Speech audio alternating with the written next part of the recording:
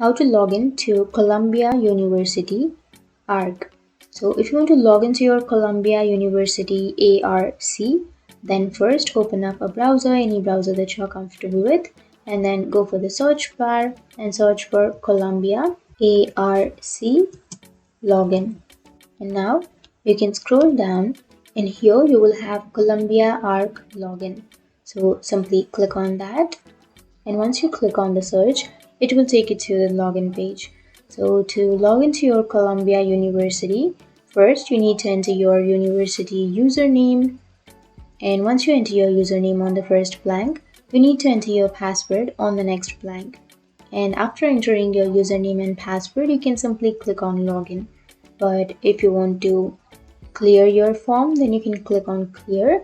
Or if you want some help with your username or your password, then you can go for uni help so that you can get some help to log into your account. But if you remember your login details, then simply enter it and then click on login. And after clicking on login, if your information is correct, then you will be logged into your account. So that's it. That's how you log into your Columbia University.